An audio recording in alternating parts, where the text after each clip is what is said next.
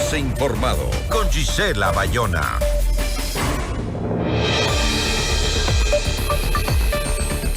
En Ecuador, considerado el país más violento de la región y en donde se libra una guerra armada interna, el gobierno no incluyó en la proforma presupuestaria 2024 los recursos para activar el mecanismo de protección para periodistas, pese a que el Consejo de Comunicación envió una solicitud presupuestaria al Ministerio de Finanzas de alrededor de $700,000.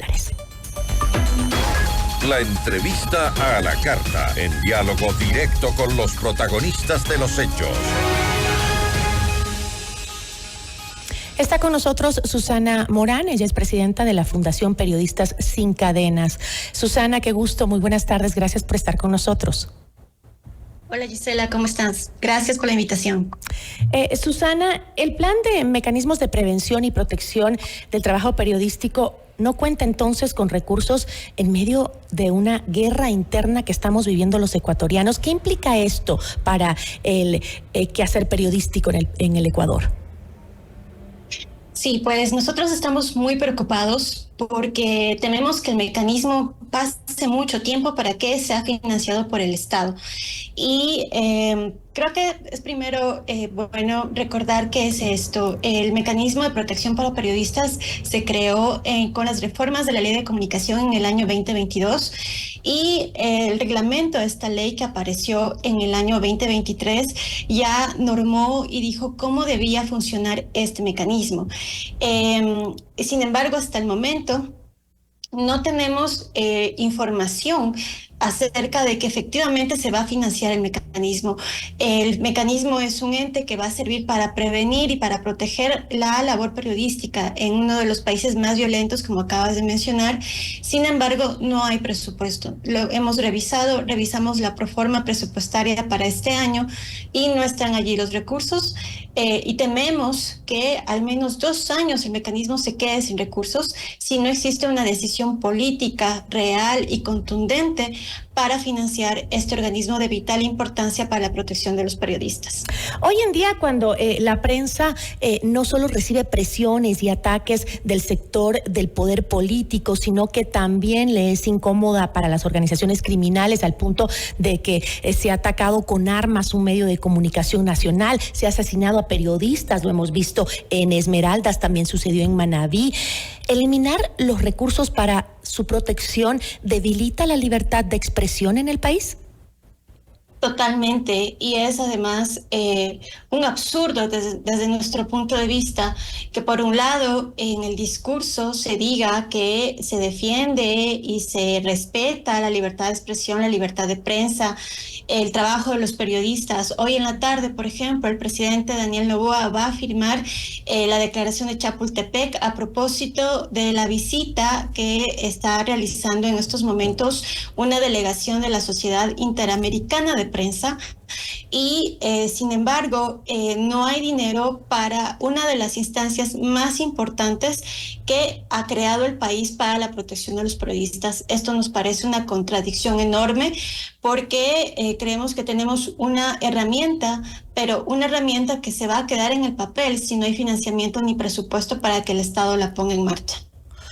Tú mencionaste que en 2023 el gobierno del Ecuador, es decir, cuando Guillermo Lasso estaba a la cabeza, había emitido el reglamento que buscaba justamente proteger a la prensa del crimen organizado con mecanismos que contrarrestaban estas amenazas de la delincuencia y del crimen. Y también lo hizo, recuerdo yo, en honor al candidato y periodista asesinado Fernando Villavicencio.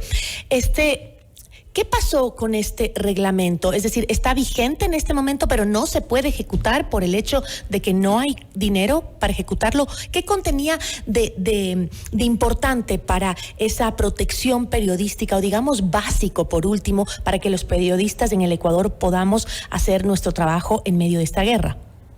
Claro, bueno, después de las reformas del año 2022, donde hubo cambios importantes a la Ley de Comunicación y se creó el mecanismo de protección para los periodistas, este no podía funcionar sin antes que se emitiera el reglamento de las reformas a esta parte de la ley de comunicación. Estas reformas, digamos, este reglamento apareció en agosto del 2023, ya cuando el expresidente Guillermo Lasso pues ya estaba de salida, ya había pasado la muerte cruzada. Ya estábamos esperando pues las elecciones, estábamos en un momento electoral para elegir al sucesor en ese momento de Guillermo Lasso. Este reglamento pasó, nosotros no tuvimos acceso a esas discusiones ni cómo se elaboró este reglamento. Nosotros somos parte de la sociedad civil, somos una organización que llevamos 4 años y pues desconocimos, y para muchos fue una sorpresa que saliera este reglamento en ese momento y en ese contexto político en específico. Sin embargo, obviamente el reglamento fue un paso positivo para poder ya poner en marcha el mecanismo. Sin embargo, nosotros teníamos claro que nuevamente el reglamento es un papel más, es una norma más. Y nosotros desde ese momento exigimos que el presidente saliente, Guillermo Lasso, no se vaya sin financiar el mecanismo. Sin embargo, se fue, nunca se financió, y nosotros en el momento ya de la segunda vuelta electoral intentamos acercarnos a los entonces candidatos presidenciales finalistas, el señor Noboa y la señora Luisa González, para que firmasen o se comprometieran públicamente para que durante su mandato, en caso de cualquiera de los dos que llegase a la presidencia, financiaran el mecanismo. Ninguno de los dos aceptó esa invitación. En ese momento estaba en el país el relator para la libertad de expresión de la CIDH y lo queríamos hacer en el marco de esa visita tan importante. Sin embargo, los dos candidatos no aceptaron esta invitación y no mandaron delegados, y eso para nosotros fue un primer mensaje negativo en relación a su posición sobre la defensa del trabajo periodístico. Ahora, Susana, la falta de protección y luego, pues, a los periodistas ecuatorianos es parte de la historia de este país. Basta con recordar el asesinato del equipo periodístico de Diario El Comercio en marzo de 2018 en manos del grupo armado del Frente Oliver Sinistierra en la frontera con Colombia. En aquel entonces se hizo una serie de ofrecimientos, incluso fondos también, para emprender acciones de protección para el trabajo periodístico, ofrecimientos que tampoco se cristalizaron. Mi pregunta es, cuando las autoridades hablan de la protección de los periodistas en eventos como estos, como la muerte de Fernando Villavicencio, como la muerte de 3 periodistas de Diario El Comercio, ¿se trata de simples discursos de oportunismo político y no de intentos reales de proteger al periodismo, a la libertad de expresión y fortalecerla justamente luego de haber sido tan golpeada en los últimos años? Totalmente. Vamos a cumplir en los próximos días 6 años de impunidad en el caso de los chicos del comercio. Para nosotros esto es el peor mensaje que ha dado el Estado en la historia en relación a la protección y defensa de la libertad de prensa en este país. No hay ningún involucrado hasta el momento y el Estado no ha desclasificado parte de la información esencial para poder entender el contexto y las decisiones que se tomaron alrededor de este caso, lo que implica que existe una posición estatal y eso implica muchas instituciones del Estado. Nosotros hemos mapeado a 30 funcionarios del Estado que pasaron por distintas instancias de poder que bloquearon el acceso a esa información y por lo tanto pues parecería que no defender a los periodistas es una política de Estado, cuando debería ser lo contrario. Ahora bien, Susana, también por un lado están los ataques que los periodistas podemos recibir cuando nuestro trabajo es incómodo para el crimen organizado, pero por otro lado, hoy hemos visto a través de los chats del caso Metástasis y Purga que los medios y los propios periodistas también son permeables a alinearse con estos grupos criminales, con estos delincuentes.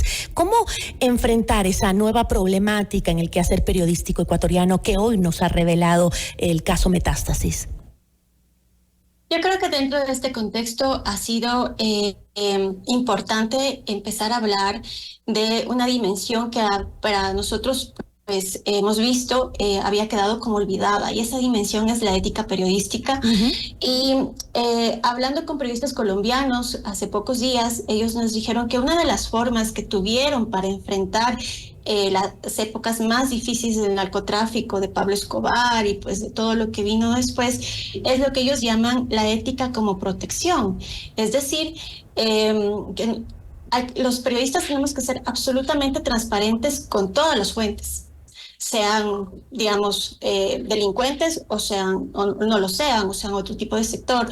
Los periodistas no podemos engañar absolutamente a nadie, porque cuando uno engaña es allí cuando entra una serie de situaciones que pueden poner Pero en riesgo ojo, a los periodistas. te interrumpo nada más para algo, o un paréntesis. Los delincuentes también pueden ser una fuente periodística.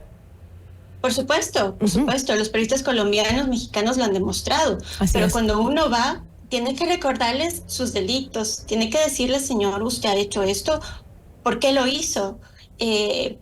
Pedirles cuentas después de cuando un periodista conoce justamente el contexto y lo que ha hecho esa persona. Uno no puede salir de una entrevista sin hacerle esas preguntas, porque caso contrario, pues no es periodista, ¿no? Como empiezas a convertirte en un vocero de estos personajes con unos intereses muy graves para la democracia de un país. Así es. Te agradezco mucho, Susana, por habernos acompañado y seguiremos muy de cerca este tema. Muchas gracias, Gisela. Un gusto estar acá. Nos acompañó Susana Morán, presidenta de la Fundación Periodistas Sin Cadenas.